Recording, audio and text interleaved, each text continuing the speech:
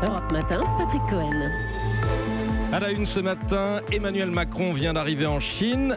Il promet d'y revenir au moins une fois par an. Ce sont ses mots. Nous serons à Xi'an, dans le nord de la Chine, dans un instant. C'est nouveau, ça vient de sortir et c'est le produit des ordonnances sur le code du travail. Les ruptures conventionnelles collectives permettent aux entreprises d'ouvrir un plan de départ, mais sans motif économique. Pimki et PSA viennent de s'en saisir.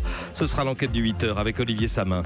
Dans ce journal encore, les trop bons résultats de la SNCF, alors que Guillaume Pépi doit s'expliquer devant sa ministre. En Allemagne, pays le plus robotisé du monde, la bataille syndicale pour les 28 heures. Notre invité dans un quart d'heure, Marlène Schiappa, la secrétaire d'État chargée de l'égalité femmes-hommes, qui publie un manifeste pour la laïcité, combat politique essentiel, dit-elle. Mais alors pourquoi est-ce qu'on n'entend pas le président sur le sujet? Et puis, évidemment, France Gall. Allô, allô, monsieur là-haut, c'est France Gall à l'appareil. Je voudrais que vous me passiez le bureau du Père éternel. France Gall et sa rencontre avec Michel Berger ici à Europe 1. Nous l'entendrons, ainsi que l'hommage de la troupe de la comédie musicale Résiste. France Gall, dont les chansons vont nous accompagner tout au long de ce journal. Premier sujet donc, Emmanuel Macron en Chine. La star pour l'instant du voyage présidentiel, c'est un cheval, un hongre de 8 ans de la garde républicaine dont le chef de l'État va faire cadeau ce soir au président chinois. Le cheval a voyagé jusqu'en Chine la semaine dernière dans un avion spécial. Emmanuel Macron lui est arrivé il y a quelques heures à Xi'an, l'ancienne capitale et point de départ de la route de la soie. Il vient d'y prononcer un premier discours sur les relations franco-chinoises. William Galibert, vous êtes sur place.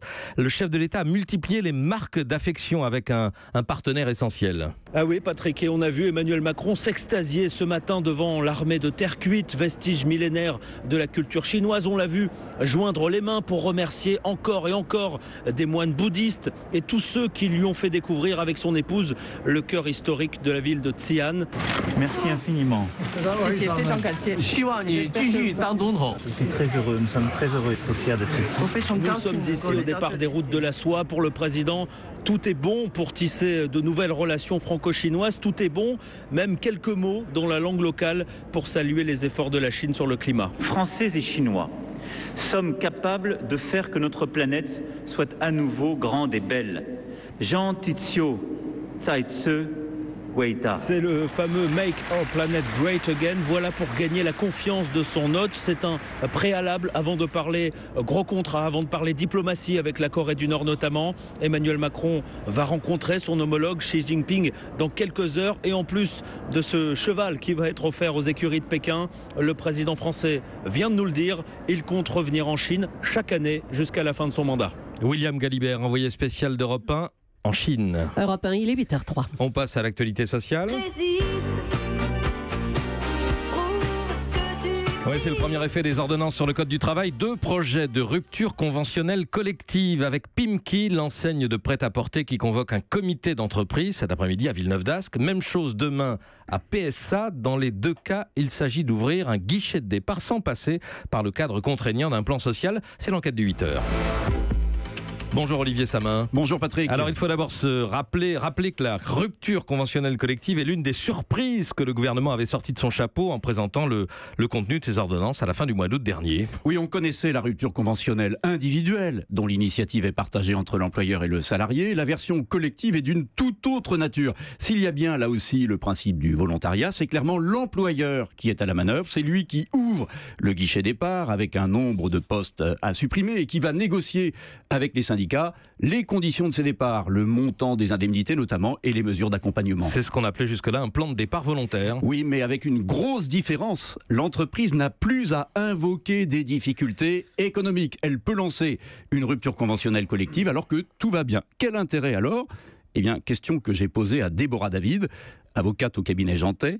Elle conseille les entreprises dans leur restructuration.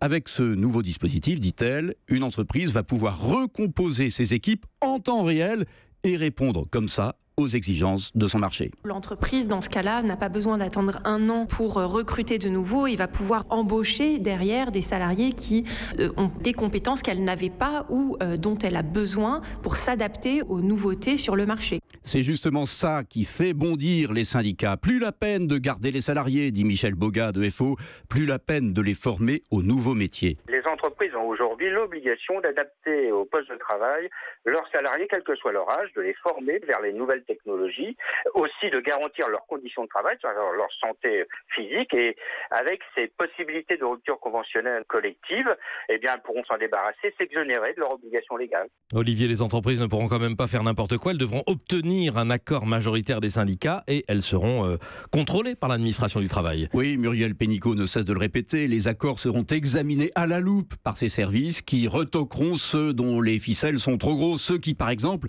font partir tous les salariés âgés simplement parce qu'ils sont âgés. Peut-être, disent les syndicats, mais faute de moyens et contrainte par des délais très courts, l'administration ne pourra pas exercer convenablement ce contrôle. Olivier Samin, merci. La politique, Marine Le Pen ne veut plus entendre parler du Front National. Enfin, elle voudrait changer le nom du parti fondé par son père il y a 45 ans.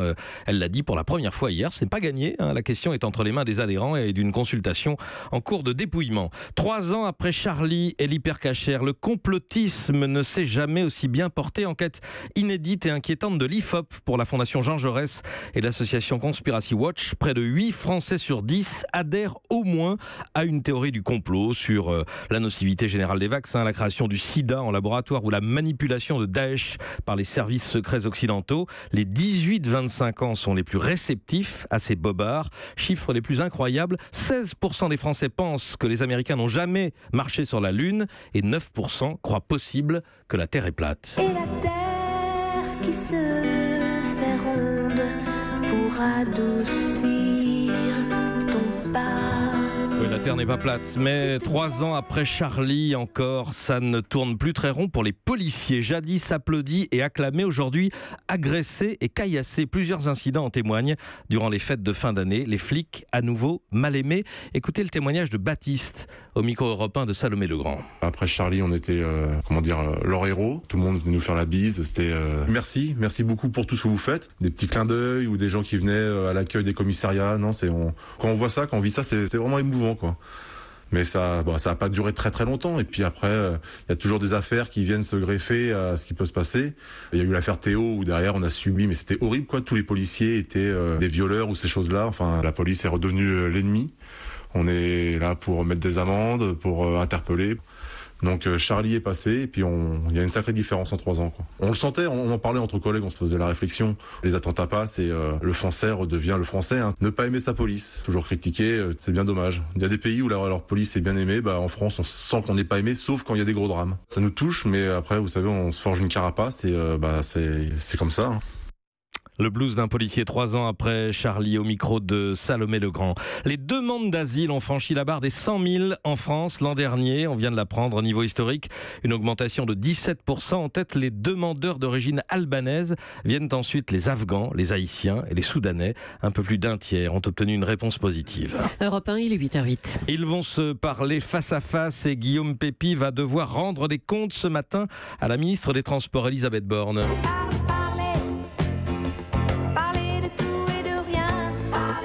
De tout et de rien, non, il s'agit de justifier l'incroyable somme d'incidents qui ont affecté le trafic ferroviaire ces derniers mois, mais il y a une surprise. Bonjour Daniel Fortin des Échos. Bonjour Patrick. Une surprise financière. Oui, cette surprise, ce sont tout simplement des résultats exceptionnellement bons pour 2017. Les comptes ne sont pas encore complètement arrêtés, mais selon nos informations, la marge opérationnelle du groupe atteindrait 2,6 milliards d'euros. C'est 300 millions de mieux qu'en 2016. Alors oui, c'est une bonne nouvelle et pourtant, elle embarrasse plutôt la direction. Et pourquoi ça doit conforter Guillaume Pépi, qu'on disait menacé? Oui, en effet, mais dans le climat actuel où la colère des usagers grandit devant les défaillances répétées du service, eh bien, l'argument des bons résultats peut se retourner contre la direction.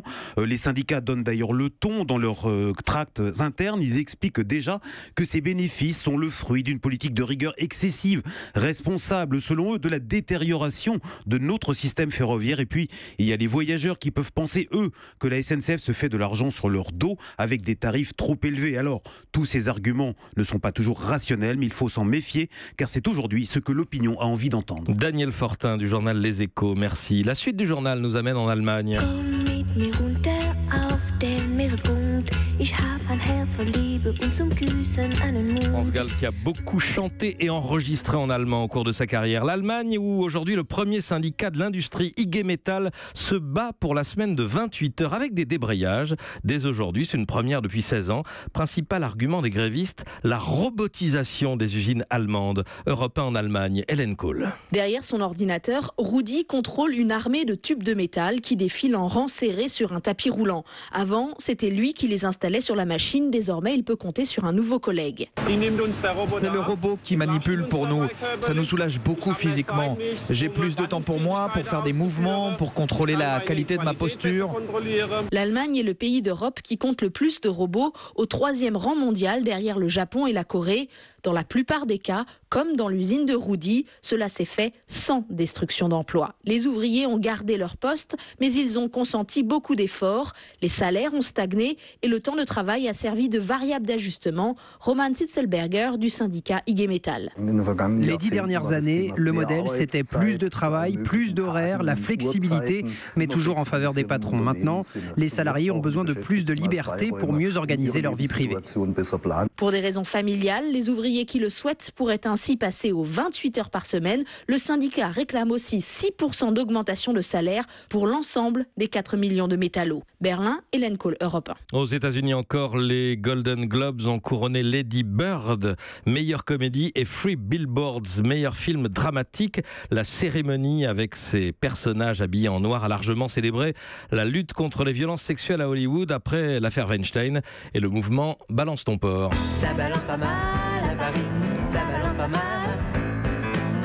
Ça balance pas mal à Paris, ça balance aussi. France Gall avec Michel Berger dans l'un de leurs premiers duos. France Gall qui avait raconté en 2015 à Nikos Aliagas la rencontre avec l'homme de sa vie, rencontre qu'elle avait provoquée ici même à Europe 1. J'ai entendu « Attends-moi », le premier album qu'il a sorti, dans ma voiture.